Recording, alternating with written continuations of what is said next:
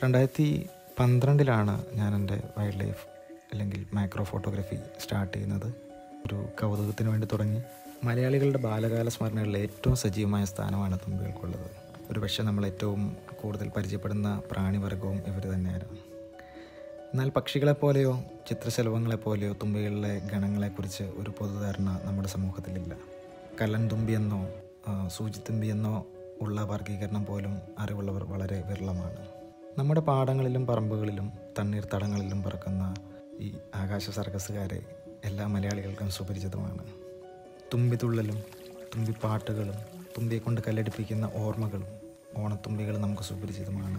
നമ്മുടെ ഈ കൊച്ചു സംസ്ഥാനത്തിൽ 150 തുമ്പികളുണ്ട്. ഫാമിലി നെയിം, ഗ്രൂപ്പുകൾ. ഇപ്പം നമ്മുടെ മനുഷ്യരുടെ സ്വഭാവം പോലെ തന്നെ ഓരോ തുമ്പികൾക്കും ഓരോ ഫാമിലിയും ഓരോ ഗ്രൂപ്പും സ്വഭാവ വൈവിധ്യങ്ങളുമുണ്ട്.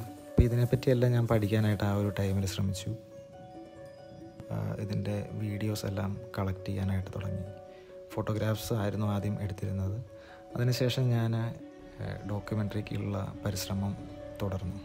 2016 ജൂൺ 5 ലോക പരിസ്ഥിതി ദിനത്തിനോടനുബന്ധിച്ച് ഞാൻ എൻ്റെ ഡ്രാഗൺ ഫ്ലൈയുടെ ഡോക്യുമെൻ്ററി പബ്ലിഷ് ചെയ്യുകയുണ്ടായി.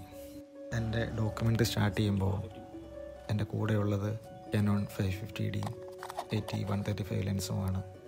80-135 ലെൻസ് അത് റിവേഴ്സ് ലെൻസ് മെത്തേഡ് എന്നുള്ള ഒരു രീതിയിലാണ് ഞാൻ ഷൂട്ട് ചെയ്തത്.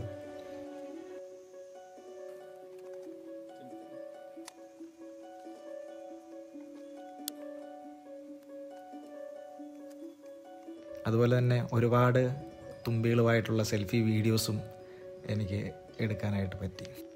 ഈ വീഡിയോയിൽ എൻ്റെ പഴയകാല യാത്രകളിലെ കുറച്ച് നിമിഷങ്ങളാണ് ഞാൻ നിങ്ങളുമായിട്ട് പങ്കുവയ്ക്കുന്നത്. നിങ്ങളൊന്ന് കണ്ടു നോക്കിയിട്ട് അഭിപ്രായങ്ങൾ പറയാം.